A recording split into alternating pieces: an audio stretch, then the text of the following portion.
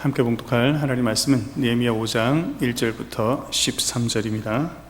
제가 진 성경 구약 732페이지 느헤미야 5장 1절부터 13절까지를 한 절씩 교독하겠습니다. 느헤미야 5장 1절부터 13절입니다. 제가 먼저 읽겠습니다. 그때 백성들이 그들의 아내와 함께 크게 부르시자 그들의 형제인 유다 사람들을 원망하는데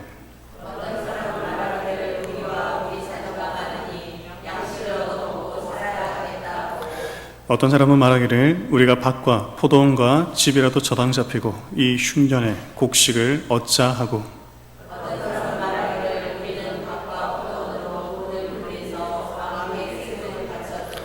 우리 육체도 우리의 형제의 육체와 같고 우리 자녀도 그들의 자녀와 같거늘 이제 우리 자녀를 종으로 파는도다. 우리 딸 중에 벌써 종된 자가 있고 우리의 밭과 포도원이 이미 남의 것이 되었으나 우리에게는 아무런 힘이 없도다 하더라.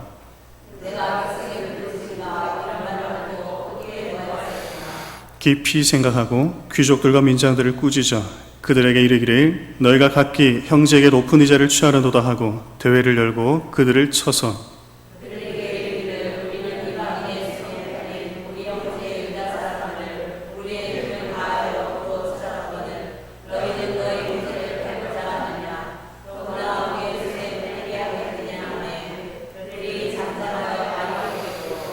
내가 또 이르기를 너희의 소행이 좋지 못하도다. 우리의 대적 이방 사람의 비방을 생각하고 우리 하나님을 경외하는 가운데 행할 것이 아니냐.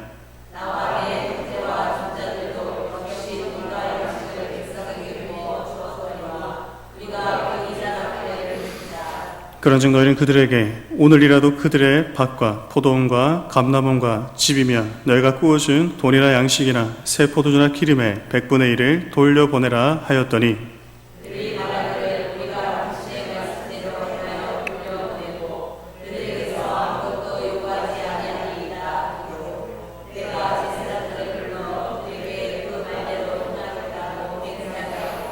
내가 옷자락을 털며 이르기를 이 말대로 행하지 아니하는 자는 모두 하나님이 또한 이와 같이 그 집과 산업에서 털어버리실지니 그는 곧 이렇게 털려서 빈손이 될지로다 하매 회중이 다 아멘하고 여호와를 찬송하고 백성들이 그 말한 대로 행하였느니라. 아멘.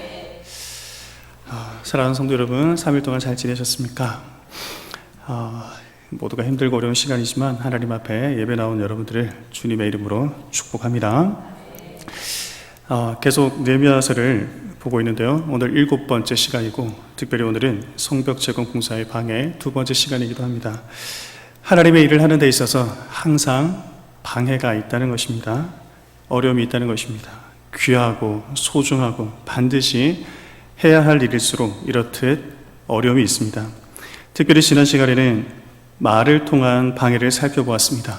사람들이 하나님의 일을 할 때 비난하고 그리고 위협하고 배신하는 말을 한다는 것입니다. 여우가 올라가도 무너지리라. 갑자기 달려들어 살육하리라. 우리의 힘이 빠져 건축하지 못하리라. 이런 말을 할 때 우리는 어떻게 해야 합니까? 여전히 살아계신 하나님을 바라보아야 한다고 했습니다. 사람의 소리가 아닌 하나님의 소리에 귀를 기울여야 한다고 했습니다. 두려워하지 말라, 놀라지 말라. 내가 너와 함께 하겠다. 반드시 이 일을 성취하리라. 하나님의 소리를 기울여야 하는 것입니다. 뿐만 아니라 기도하는 가운데 하나님이 주신 지혜대로 행동해야 한다고 했습니다. 기도할 때 하나님이 지혜를 주십니다. 그 지혜를 가지고 행동해야 한다고 했습니다. 느헤미야는 이를 통해 첫 번째 방해를 잘 극복해 냈습니다.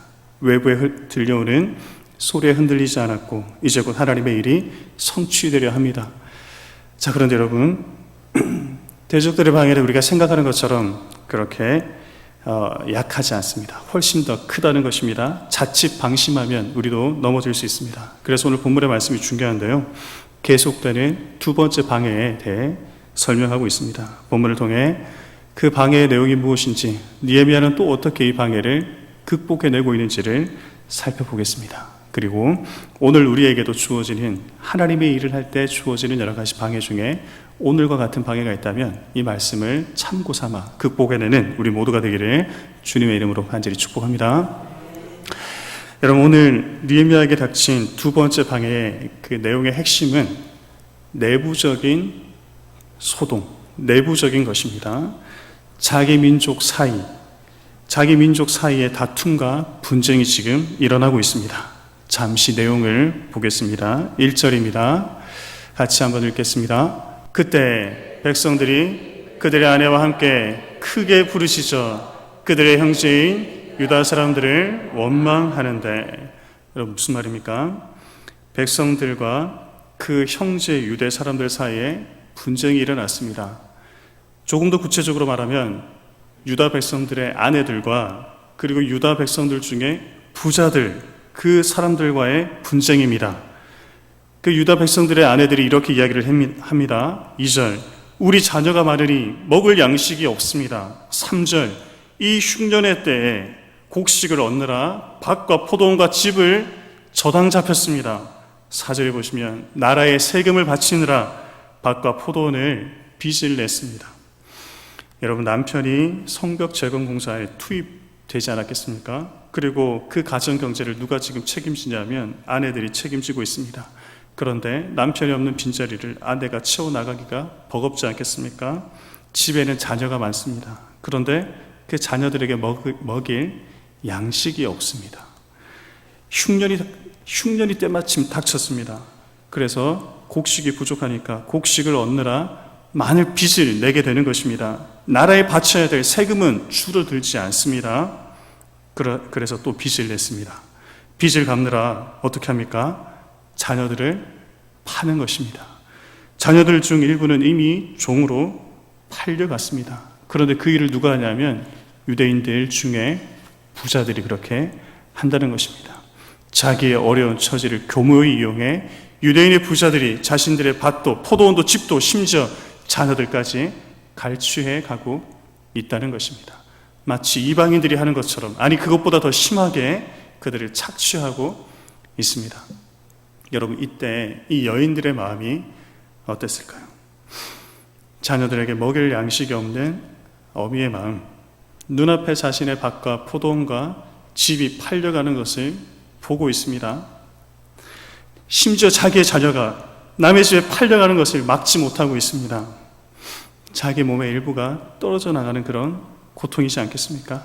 당장 오늘 무엇을 먹을까 생각하느라 눈물조차 흘릴 수 없습니다. 참담함, 그것을 생각할 수 없는 절실함, 이런 것들이 이 여인들, 아내들에게 몰려오는 것이죠. 당장 먹고 사는 문제에 집착하느라 다른 것을 더 이상 볼 수가 없습니다. 남의 사정, 남의 형편들을 살필 여유가 없습니다. 심지어 나라와 민족, 그리고 성벽 건축, 남의 일처럼 여겨지는 것입니다. 마치 하나님의 일을 생각하는 것은 사치처럼 여겨지는 것입니다. 자, 여러분, 그러니 성벽 재건 공사를 못하겠습니다. 그것까지 할 여력이 우리에게는 없습니다. 이렇게 푸념을 하고 있는 것입니다. 여러분, 우리에게도 이런 일이 일어나지 않을 거라는 보장은 없습니다. 혹시 우리 중에도 생존의 문제로 힘들어한 적은 없습니까? 내가 지금 먹고 사는 문제가 막히면 다른 것은 보이지 않습니다. 혹시 여러분들에게 그런 일은 없는가 하는 것입니다. 외국에 제가 오랫동안 살다가 보면 제일 중요한 게 뭐냐면 그 몇 가지가 있는데, 거주권, 그리고 두 번째가 생존에 대한 강한 집착입니다. 그래서 이 생존의 문제가 누군가와 딱 부딪히면 그 신앙이라는 것을 찾아보기가 되게 힘듭니다. 그 남아공의 대부분 사람들이 남아공 회사에 취직하기는 어렵지 않습니까? 그러니까 어떤 일들을 하냐면 개인 사업을 이렇게 하는 겁니다. 가게를 오픈하는 겁니다. 초창기에 이제 이민했던 사람들이 한창 했던 사업이 뭐냐면 신발 사업이었습니다. 한국 신발이 질이 좋잖아요. 싸게 들어와서 이렇게 흑인들한테 판매하는 일을 했는데, 근데 이제 신발 사업도 너도 나도 계속 신발 사업을 하는 거죠. 그러니까 이 신발 사업이 점점 쇠퇴하고, 그 다음에 이제 유행했던 아이템이 뭐냐면 사진관입니다.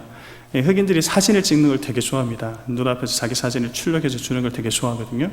그런데 이 사진 사업도 이제 점점 이제 핸드폰 그리고 스마트폰 나오면서 점점 사양길로 접어들고, 그 다음에 이제 유행한 게 가발 사업입니다. 가발 사업. 흑인들 머리카락이 되게 곱슬곱슬합니다. 그래서 긴 생머리를 되게 좋아하거든요. 좋은 질 좋은 가발 사업이 이제 한창 유행했습니다.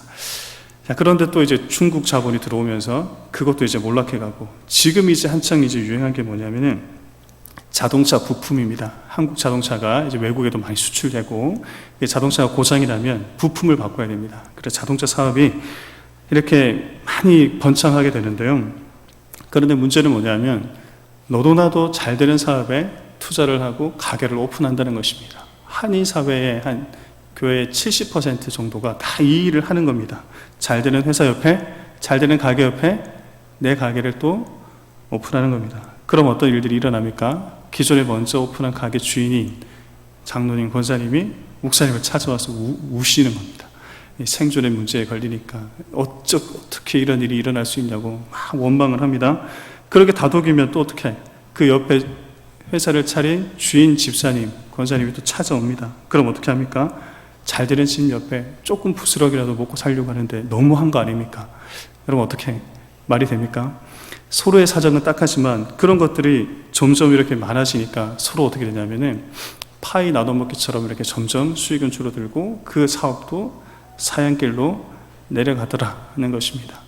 그런데 그 생존의 문제가 걸리니까 그 장로님도 권사님도 그 남의 형편을 절대로 봐주지가 않더라는 것입니다. 내가 살아야 하니까 어떻게 저 집보다 가격을 더 내리거나, 아니면 굉장히 파격적인 그런 이벤트를 통해서 상대방을 몰락시키거나, 이런 일들이 교회 안에도 벌어지더라는 것입니다. 여러분, 무엇이 문제입니까? 생존 앞에 바른 신앙이 없었기 때문일 것입니다. 자신만, 그리고 내 가족만 살아남아야 되겠다, 강력한 생존에 대한 욕구가 하나님을 향한 어떤 신앙이나 그 하나님 말씀 앞에 고민하는 그 흔적을 없애는 이기적인 모습으로 나타난다는 것입니다. 여러분, 그래서 중요한 게 뭐냐면 신앙입니다. 가장 힘들고 어려운 그 생존의 문제가 부딪히는 그 순간에도 나는 하나님 앞에 다르게 행동할 수 있는가? 어떻겠습니까? 참으로 쉽지 않은 것 같습니다. 우리가 예수님 믿습니다. 그런데 세상과 무엇이 다를까 한번 생각해 봅니다. 만약에 우리가 세상과 똑같이 생각하고 세상과 똑같이 행동하고 똑같이 말한다면 하나님의 나라 주의 일, 세상을 주께로 돌이키는 복음의 사역은, 성벽 재건 공사는, 신앙을 재건하는 이 일은 누구를 통해 이루어지겠습니까? 여러분, 우리의 신앙을 이 시간 돌아봅시다. 절대로 같은 교회 안에 분쟁이 없어야 할 것입니다. 생존의 문제가 부딪히기 전에 하나님 앞에 이 모든 문제의 배후에 있는 하나님을 의지하며 신앙으로 반응하는 우리 모두가 되기를 주님의 이름으로 간절히 축복합니다. 자, 이렇게 극악에 달한 이 분쟁이 그냥 그대로 두면 아무 일도 못하게 되는데, 느헤미야는 잘 대처를 하고 있습니다. 어떻게 대처하고 있는지 우리 본문 7절을 통해 한번 보도록 하겠습니다. 7절입니다. 같이 한번 읽겠습니다. 시작.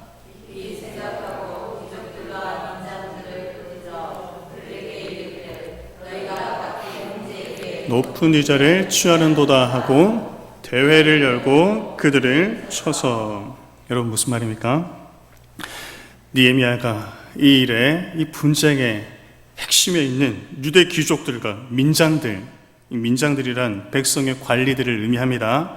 그들을 지금 불러서 어떻게 하고 있냐면 꾸짖고 있습니다. 너희가 각기 형제에게 높은 이자를 취하였도다. 부자들을 향해 그렇게 그들의 잘못에 대해 정확하게 지적해주고 있습니다.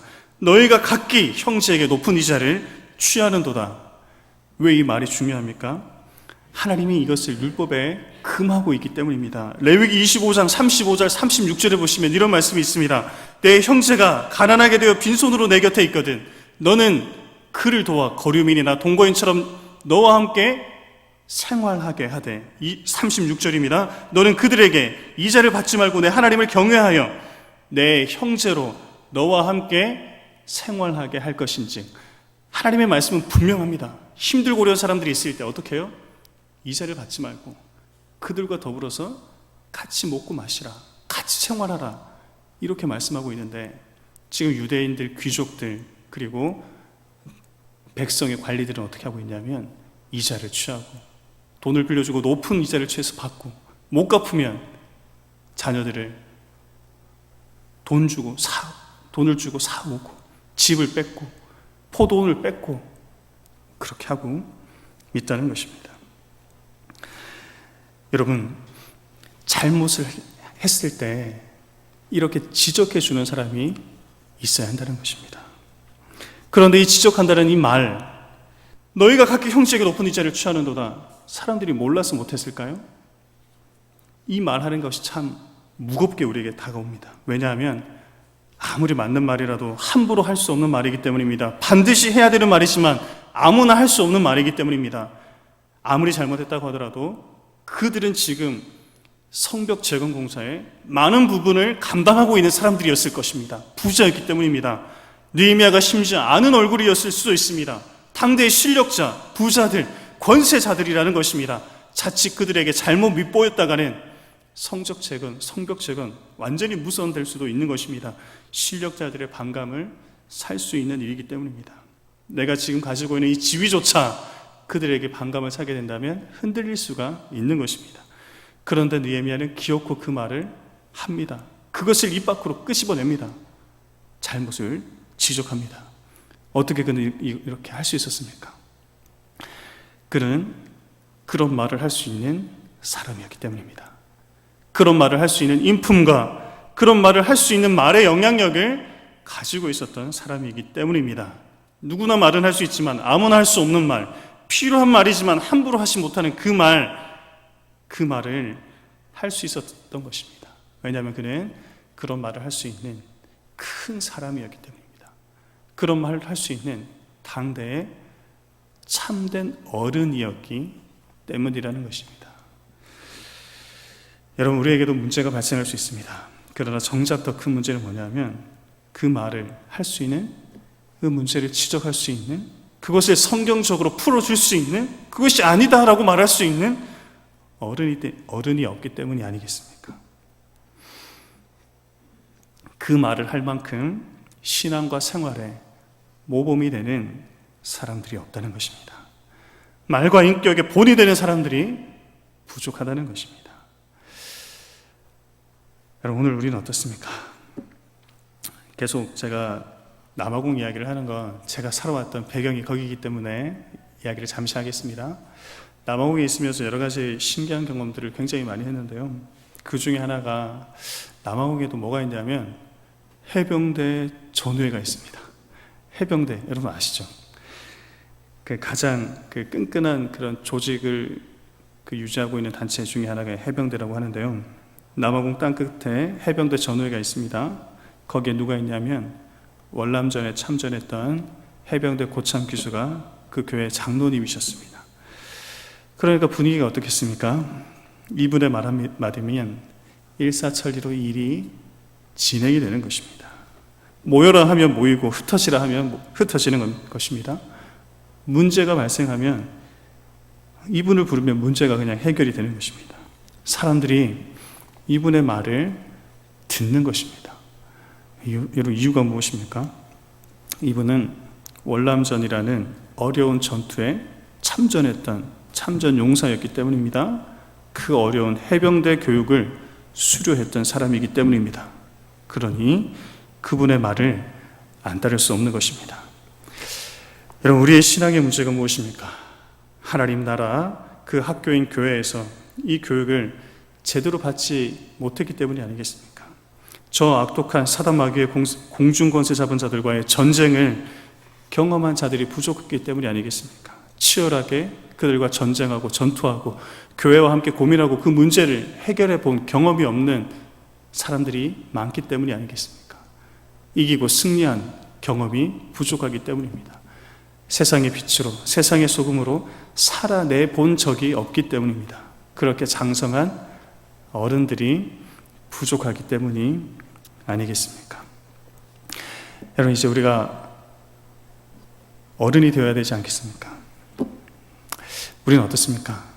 저 역시 돌아보면 어느새 이렇게 나이가 들었는지, 자녀들이 컸는지, 자녀들을 보면 제 나이가 많이 들었구나 생각을 하는데, 물론 여기 계신 분들보다는 어리지만, 그런데 어떻습니까? 마음은 아직 그 아이 같은 마음이 있다는 거죠. 그죠? 우리가 키가 자라고 장성하고 신앙의 연륜이 커지면서 우리가 진정한 어른이 되어야 되지 않겠습니까? 어른이란 어떤 분이냐면, 말을 할 때 그 말을 사람들이 들어주는 그런 존경받는 사람이 되어야 한다는 것입니다. 말만 번지르하게 자라는 그런 사람이 아니라 말과 행동에서 모범이 되는 사람, 저 사람의 말만큼은 맞는 말이다 인정해주는 그런 사람들, 여러분, 우리가 진정한 그런 어른들이 되어야 되지 않겠습니까? 세상이 아무리 악하고 아무리 부정적으로 돌아가도 약하게 넘어져 있지 말고, 우리의 싸움의 대상이 누구인지를 분명히 알고 세상과 싸우고 이기고 부딪히고 승리하며 그리스도인으로서의 사랑과 선행으로 행동하고 말함으로 세상의 본이 되는 그런 진정한 어른들이 다 될 수 있기를 주님의 이름으로 간절히 축복합니다. 자, 이제 본문의 결론입니다. 이렇게 말했더니 사람들이 어떻게 반응하는지를 봐야 되지 않겠습니까? 우리 12절입니다. 같이 한번 읽겠습니다. 12절 시작.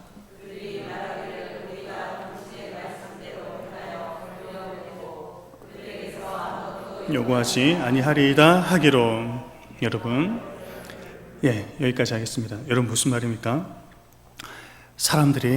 이 사람들은 유대인의 귀족들, 부자들, 그리고 관리들이 느헤미야의 말을 듣고 뭐라고 반응하냐면, 예, 맞습니다. 저희가 그렇게 하겠습니다. 우리가 잘못했습니다.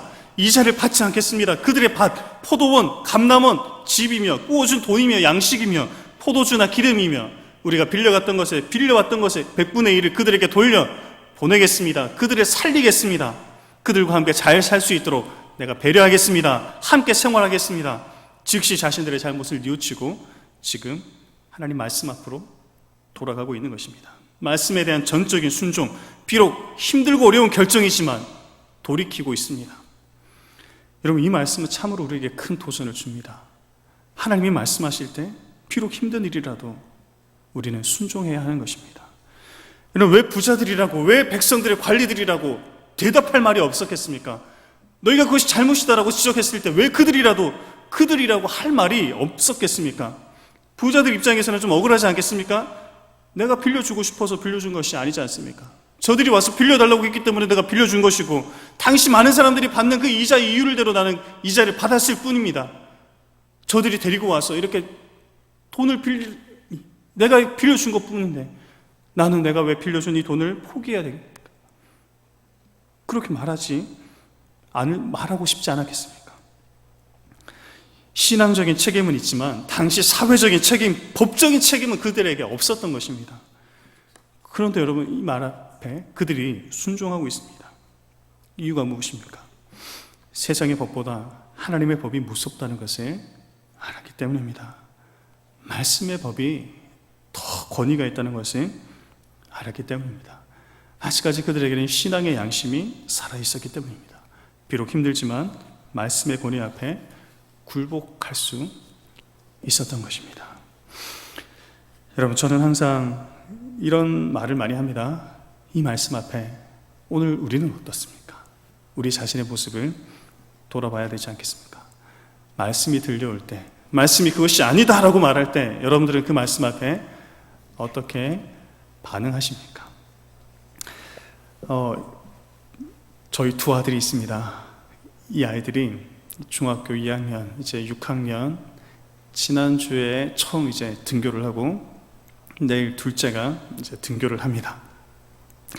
한국에서 학교 생활이 좀 걱정도 되고 그래서 기도를 많이 하고 있는데요. 근데 이제 남자애들이 2명이니까 키워본 분들은 아시겠지만 이 아이들이 어떻습니까? 매일같이 서로 이제 의견이 안 맞고 매일같이 싸우는 겁니다. 그래서 어제는 첫째 아이가 저한테 문자를 계속 보내는 겁니다. 동생이 어떡해요? 나를 힘들게 한다는 겁니다. 동생이 자꾸 그냥 자기 마음을 그냥 힘들게 한다는 겁니다. 그런데 동생한테 물어보면 형이 너무 간섭을 많이 한다는 겁니다. 계속 싸우는 거예요.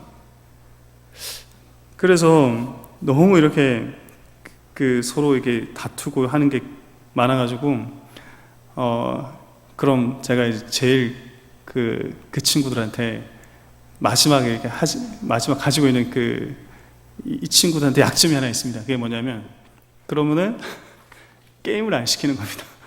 그럼 얘들이 어떻게 하냐면 거기에 한없이 작아지는 겁니다. 그래서 제가 이제부터 너희들은 주중에 게임 안 돼. 주말 예전에 하던 것처럼 돌아가야 돼. 남한국에서는 게임할 수 있는 여건들이 잘 안 되거든요. 그래서 한국 와서 학교도 안 가고 하니까 지금 뭐 그렇게 지내고 있는데, 근데 또 그냥 그렇게 안 해라고 했지만 하고 싶은 마음이 있잖아요, 그죠? 그래서 계속 이렇게 연락이 오는 겁니다. 그래서 제가 그러면은 너희 둘이 화해해야 된다. 형은 동생한테 미안하다고 얘기하고 동생은 형한테 미안하다고 얘기해라. 근데 제가 멀리 그냥 교회에 있고 아이들은 집에 있으니까 확인할 수 있는 방법이 없잖아요. 그래서 제가 어떻게 했냐면 둘이 허그를 하고 그 인증샷을 나한테 찍어서 보내라 그랬습니다. 그래서 사진을 하나 제가 준비했습니다. 참 여러분, 이게 개인 정보이기 때문에 여러분들 아이들한테는 절대로 얘기하면 안 됩니다. 동의 없이 이렇게 찍은 거기 때문에 분명히 예전에는 잘 안고 뽀뽀도 하고 그렇게 사이 좋은 친구이자 형이자 동생이었는데 저 행동하는 게 너무 힘들어 하더라고요. 어쨌든 그렇게 싸우다가도 아이스크림 하나를 먹으면서 이렇게 안고 인증샷을 저한테 보내왔습니다. 힘들어도 어려워도 왜 그렇게 인증샷을 찍어서 보낼 수밖에 없었습니까? 게임은 해야 되고 그리고 아빠 말은 어떻게 해요? 드려야 되니까. 여러분, 우리가 마치 하나님 앞에 이런 아이와 같지 않습니까? 하나님, 나 너무 힘들어요. 절대로 저 사람 용서 못해요. 나 이 상황 나 도저히 이해 안 됩니다. 그런데 하나님 자꾸 우리에게 뭐라고 말씀하십니까? 이해해, 화해해, 네가 양보해, 미안하다고 말해, 이렇게 이야기하잖아요. 그럼 우리는 어떻게 합니까? 아니에요, 저 친구가 잘못했어요, 저 사람이 잘못했어요. 자꾸 우리는 상대방에게 핑계를 대잖아요. 그때 하나님 뭐라고 말씀하십니까? 원수를 사랑하고 너희를 핍박하는 자를 위해서 어떻게 해요? 기도하고 안아주고 용서하고 화해하고 품어라 말씀하시잖아요. 어려운 거 아니잖아요. 그런데 여러분 어떻게 하고 있습니까? 힘들어도 여러분들 액션을 취해야 된다는 것입니다. 왜냐하면 우리의 상황과 그리고 사회적인 어떤 그런 시선보다 뭐가 더 중요하냐면 하나님의 말씀이 제일 권위가 있기 때문에 그런 것입니다. 여러분, 우리가 때로 우리 안에서 하나님의 일을 할 때 분쟁의 소지가 분명히 있을 수 있습니다. 특별히 그것이 생존의 문제에 부딪힌다면 얼마나 더 힘든 일이 우리에게 벌어지겠습니까? 그러나 하나님께서는 어른들을 두시고 말씀하게 하시고 화해하게 하실 때 하나님, 잘못했습니다, 내가 용서하겠습니다, 즉시 그 말씀 앞에 반응해야 되는 것입니다. 왜냐하면 하나님의 말씀이 최상의 권위를 가지고 있기 때문입니다. 이 일에 우리 모두 순종하고 하나 되는 우리 모두가 되기를 주님의 이름으로 간절히 축복합니다. 이 시간 우리 같이